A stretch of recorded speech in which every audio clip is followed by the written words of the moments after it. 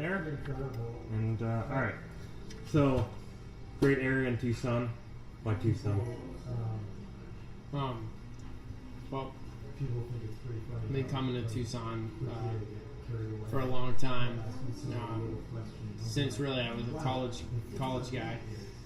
I'm just coming here to escape the cold Colorado winters. And always known it for its cycling, and it's been great to me, good riding. But this last year, I finally participated more in the Tucson community. I did a charity event with Patrick Dempsey that we created our own concept here. It was really about, promoting the sense of community that comes with cycling. And through developing that event with Patrick, I realized that Tucson is an incredible community. It's not only a great place to ride, but it's full of tons of people that are really supportive of cycling and really want to see cycling become a big part of who Tucson truly is. So, after that, I love community. I've always been in towns like Durango and places that for me, that community part just really supports keeping you on your bike and moving forward with your cycling goals and being able to do it. So seeing that, I just thought, man, this would be a great place to do this cycling camp or cycling resort that I really wanted to do. So, I ended up that doing that event here and seeing the outreach from the community of Tucson just confirmed what I had already thought and taught me more, and I decided to just pull the trigger and put it here in Tucson. So, how do you choose the house? I mean, the house, beautiful location, and with low traffic. Yeah, so I've been coming here for, like I said, many years, and I've always stayed in town at a friend's house, and always had to commute through town wherever I was going. But I knew where the good riding was. I always rode to the good riding, and I thought there's no hotels, there's no way to stay near the good riding. In fact, the hotels were even further in the traffic and in the city than where my friends lived. So, whenever groups came here, they would have to ride, 30, 40 minutes through the traffic to get to the good riding. And then once you were in the good riding, you could ride all day long. So I thought, how cool would it be to have a hotel that was right next to the good riding? So I looked for places that were in the perfect area. I wanted to be close to Mount Lemmon. I wanted to be on the east side. I wanted to be close to Saguaro East, and I wanted to be close to being able to go south without going through any traffic, really, down to Pistol Hill and Colossal Caves and down to Sonoyta. So when I found the perfect location, then I looked for places that were laid out really well. I wanted to have places that were had a lot of social sort of stimulation, a lot of social areas. So like here, there's like many different areas where people can get together and talk about riding or talk about nutrition or talk about their ride or anything, or like this, do an interview. I felt, so when I saw the layout of this place, I saw it had a lot of potential, outside by the fire pit, by the pool, inside here in the dining room, anywhere. There was out front, there in the bike shop. There's 5 or 6 areas that people can get together and talk, and I felt like going back to community, that's what I love about cycling. And I thought, well, here, I want the place that I end up doing this have, the way that people can experience that community angle and talk and chat amongst each other. And talk a little bit about the house environment. It's decorated with lots of bike equipment and bike art, and then traditionally the guest share rooms. Yep, I mean, with this whole cycling retreat or cycling experience, one thing I wanted to include in it is sort of that, being an individual in a group environment. And I felt like a lot of the experiences that I have, that I take back from my cycling career, a lot of them have to do with meeting different people and experiences with different people. So I thought it would be cool, even if people know each other coming here, still having to spend the time together. There's 8 people a week, so it's the same as a racing team. Right. And then there's 8, and then everyone has to have a roommate. For me, that's exactly what I have to go through with my cycling career, and I think that really forces people to cross maybe some boundaries that perhaps they wouldn't normally if everyone was to themselves all the time. You know, if you're with each other, you know, and especially in this environment where we have difficult tasks each day, you know, everybody's, you know, breaking new barriers, you know, that just brings another common bond besides cycling with each other. And if they're forced to be, or if they are around each other, it just helps bring that out and brings that team unity, even though they're all individuals. And I know you just mentioned the garage a few minutes ago. Talk about that. I mean, obviously it's stuff with great equipment from Cervelo and Mavic.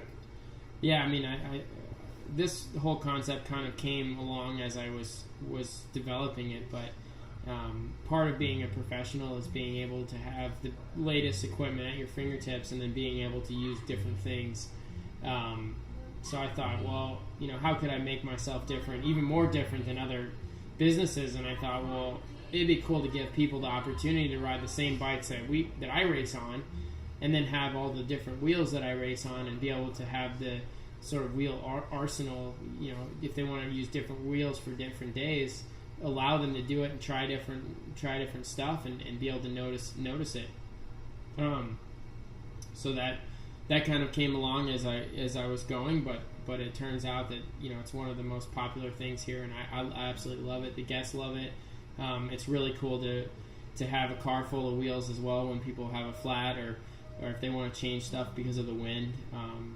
So yeah, and it's good for the bike industry too, because, you know, people get to experience what's out there without having to buy it or rent it or drive to their bike shop and try it. So it's cool to offer them that opportunity and allow them to be able to do it in a controlled environment where they can try one wheel the next day and another wheel a different day. And I'm sure Cervelo and Maverick sponsor the camp, so how big of a role do they play in with the whole overall effect of the camp throughout the week? Yeah, I mean, they definitely play a big role, and you know, Maverick's been to 3 or 4 camps already this year, so it's been cool. And, you know, they've given us a car along with Audi and Prestige Audi, and it's been cool to have them here. But they're interested, they love it, they've never seen anything like it, and I think it's, you know, for them it's crossing a boundary that's been out there that they haven't been able to do. You know, there's one, you know, people going to pro races and watching pros ride their equipment, and then people going to Grand Fondos and riding with one another. But there's very few opportunities that you get to spend a week with a professional and use his equipment with him and alongside him and ask him questions about it. And that's what we're doing here, is we're crossing boundaries left, right, and center, and that's one of them. And they're really, you know, like I said, they've been here already 4 times, so they're pretty pumped. And so why'd you create this camp initially? What's the whole purpose or reason for you? Well, honestly, like, I love people. You know, Sean, can you turn that down? Yeah.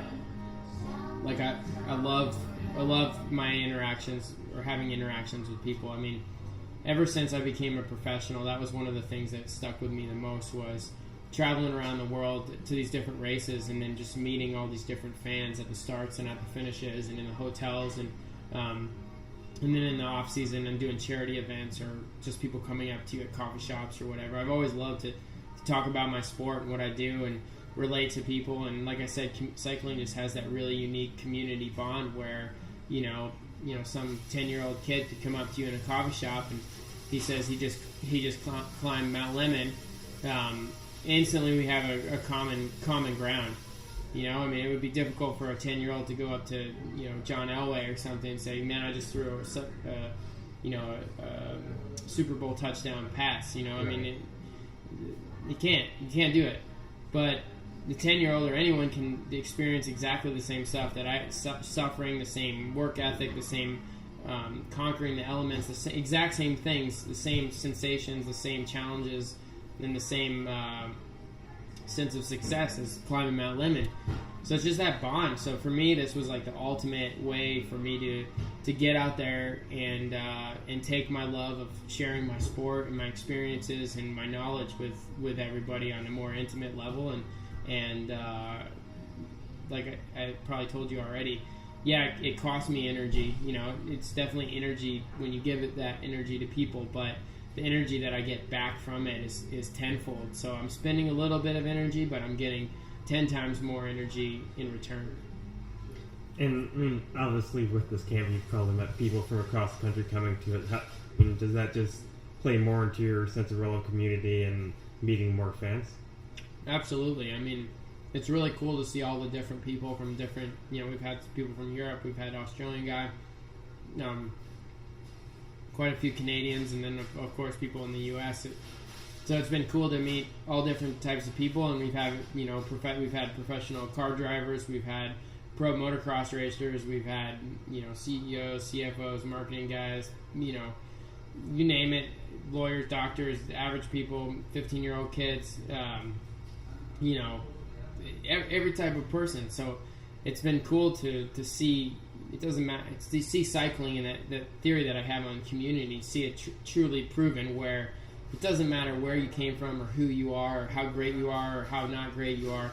You're all here for the exact same thing, and everyone just unifies. Everyone's a tight-knit group, and we all, conquer our challenges together. So yeah, it's really cool to see that proven here.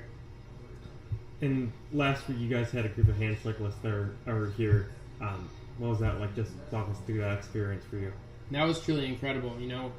I was approached by one of the guys in that group, Brad, out at a charity event in Kansas, and he pitched the idea to me. Okay, I'd like to bring 8 hand cyclists to your camp. Would that be possible? And of course, I was like, yeah, that sounds great. I was pretty excited about it. But honestly, I didn't necessarily know what that meant. I knew Matt Updike. I knew a hand cyclist in the past. I'd seen him before. I'd watched him on TV, but I didn't truly know exactly why they're hand cyclists, what the path is they've taken to be there, how hard it is, what they go through every day in their life. And having them here at the house, I saw them every single day. And, I saw challenges that in my life I saw as nuisances. For them, it was mountains they had to conquer. It was just really incredible. Just take packing your bike. I hate packing my bike. I absolutely cannot stand it. And I totally feel sorry for myself packing my bike before I go travel. But it takes me like 20 minutes to pack my bike.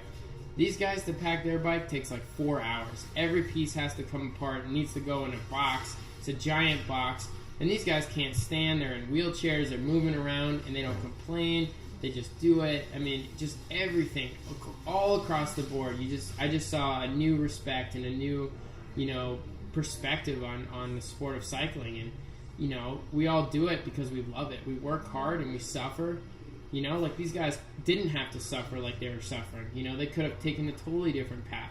But they went through so much pain and struggle and inconvenience to be able to do a 2 or 3 hour ride.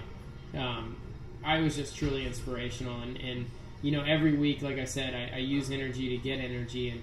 And just watching these guys accomplish goals that, to me, didn't even seem possible to me that they could accomplish it. And watching them surpass their expectations and then being part of it, and then watching their reactions was truly amazing.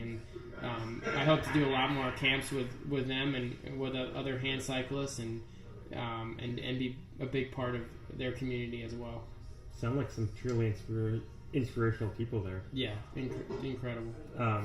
So we've been here since Monday now, so just run us through what we've done the past couple of days and some of the rides. Well, today was our 4th day.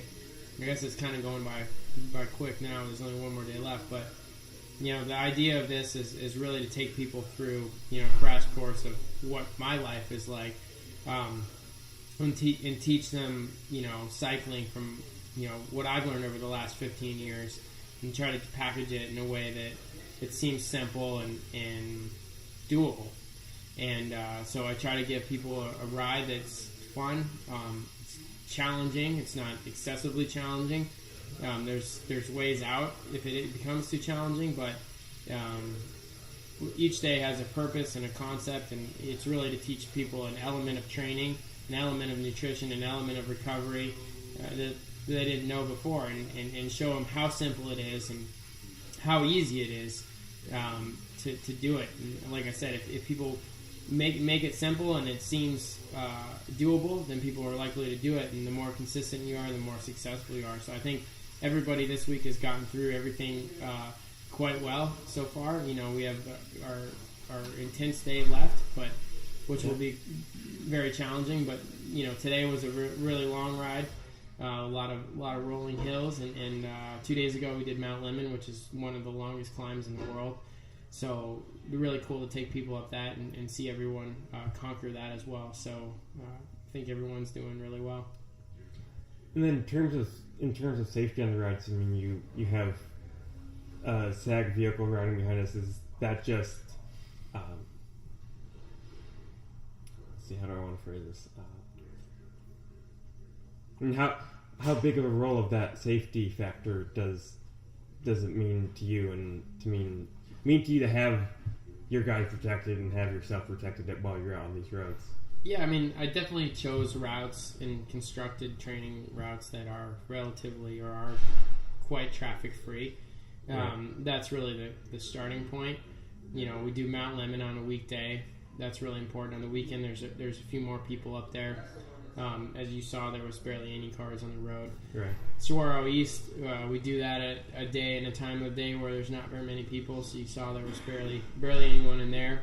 It's a one-way road as well. So even though we have a SAG car on both of those rides, there's really not much traffic. So we're not getting in the way. The long ride, that's probably one that we cross through a busy town, or kind of a busy town. I guess it seems busy when you haven't seen very much cars all week.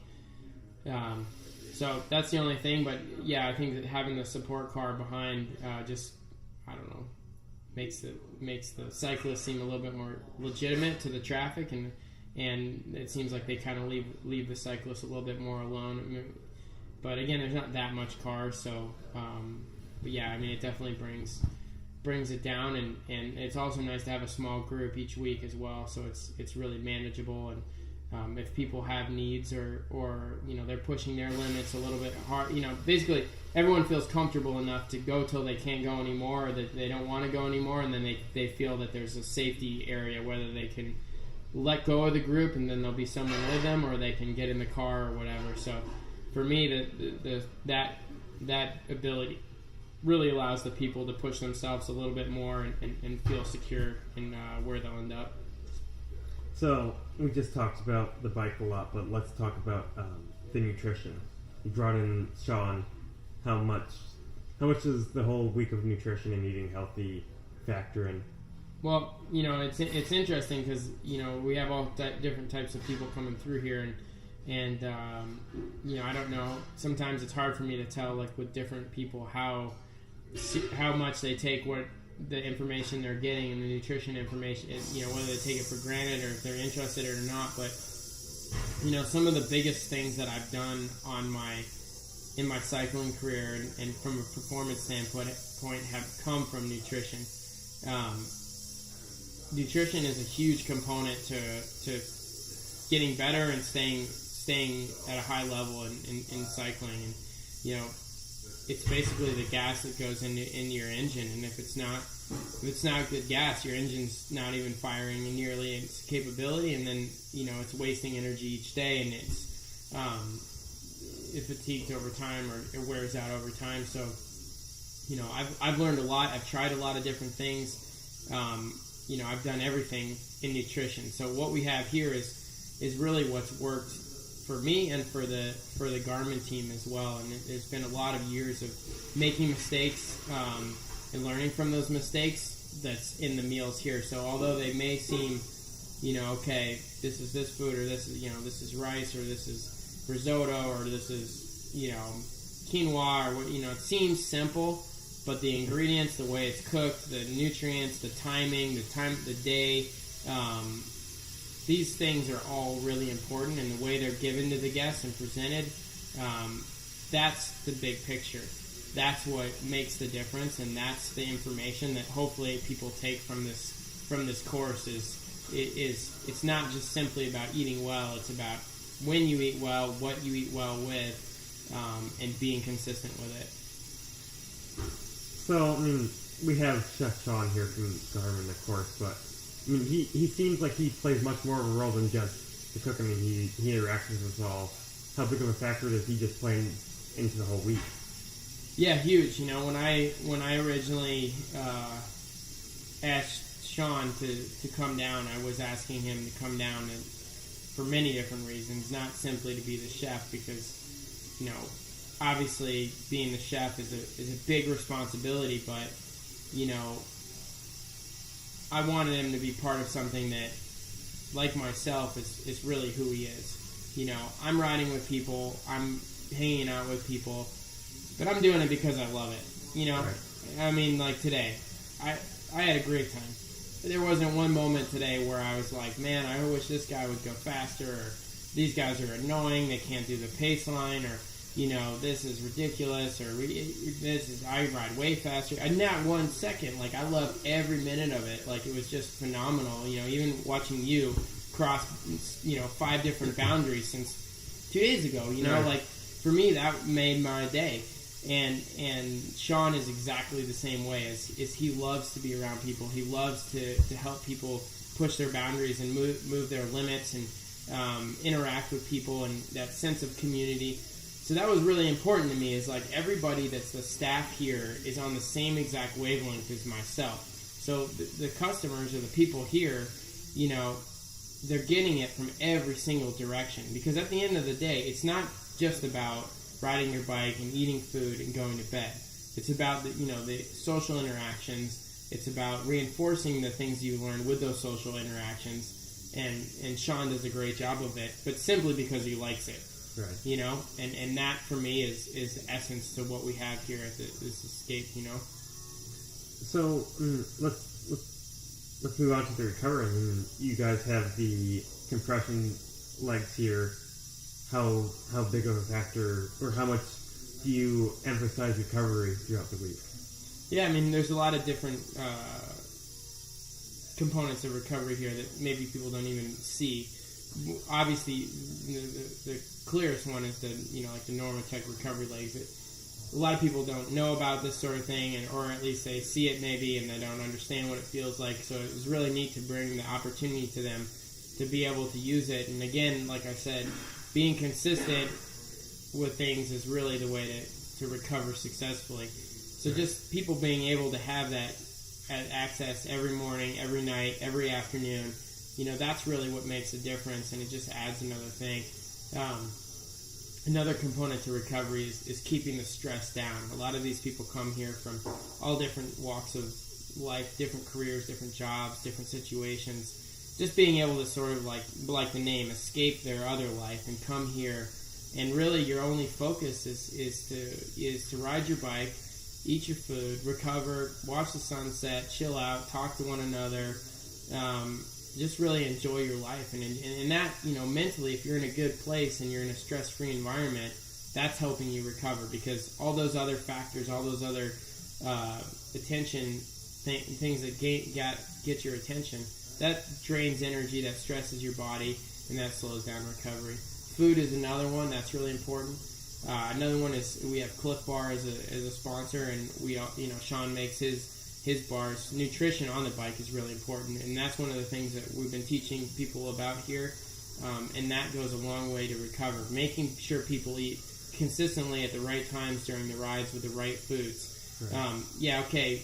You know, we're riding 5 days in a row here. You know, you could get away with maybe some bad nutrition here and there if you weren't riding 5 days in a row, but 5 days in a row, that's a proper stage race. Yeah. So, you know, people will see that, okay, after 2 days, if they've been fueling properly on the bike and off the bike, they feel a lot better. Like tomorrow we do the time trial, the last day. So this is going to be like, normally people are going to think, I don't know if I'm going to be able to go hard after 4 days of riding, and after riding 80 miles. I don't think I can, but they're going to cross that barrier because they've followed everything along the way, and their body's going to be in the best possible scenario to do its best job on the last day. And people will definitely push another limit through that. So that, you know, on the bike nutrition is another big recovery one. So, I mean, those are the ones I can think of. And you just mentioned, kind of a stress-free environment.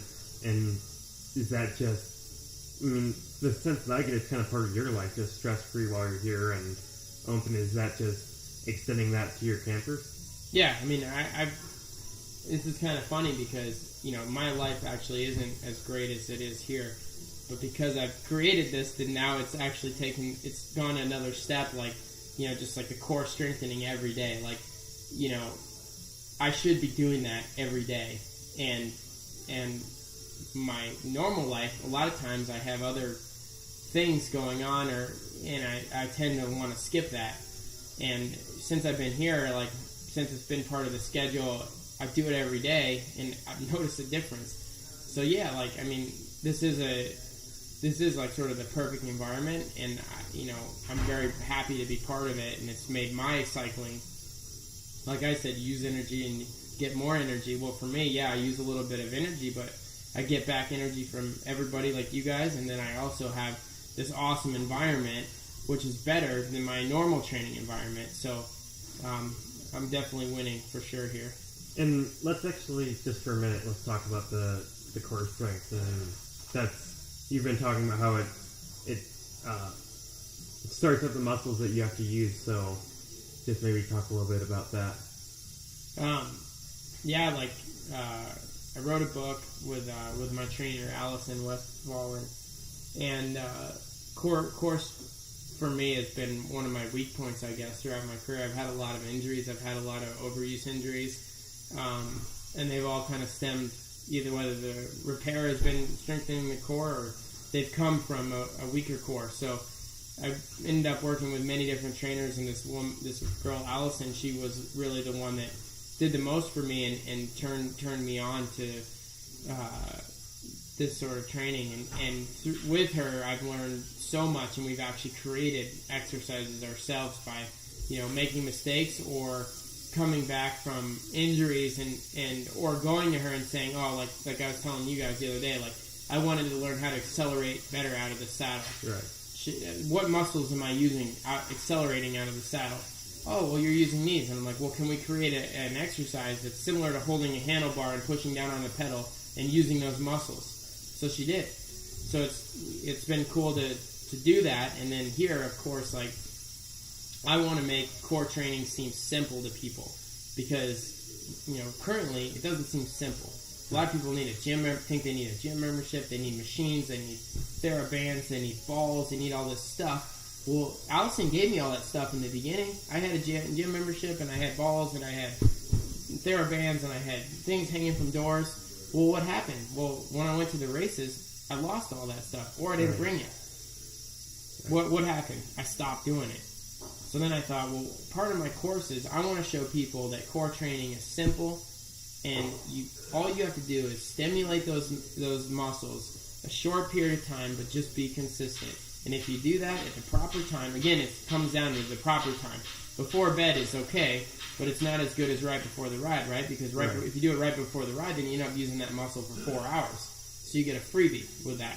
Whereas if you do it right before bed, maybe you use it when you get out of bed to go pee, and then that's it. And then you come back to bed, and then, it's turned off for the next morning. So, that's been one of the things that I've been trying to show people here is just learning about how simple it is, the timing of it, and just being consistent what it does over time. So one more question, then we'll wrap it up. You've been talking about core strength and how it's been helping you, but then earlier in the week you talked about how the nutrition has helped you. I mean, how is this whole camp just helping you as in your career? Yeah, I mean, I joke with, when I went to my Garmin team camp in Boulder this year, I told my director, I was like, man, this whole thing's going to add another 15 years in my career. I hope you guys are ready for me. And it's true, though.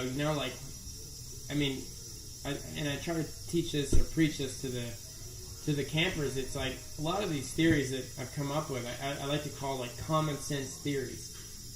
Like, it's just common sense. Like, the diet that we have here, like, it's really common sense. Like, the way we're training, it's just so simple. It's common sense. Right. The way we're recovering, it's common sense. But there's so much ridiculous interference out there and so many things coming from so many different directions. Nobody does the common sense stuff.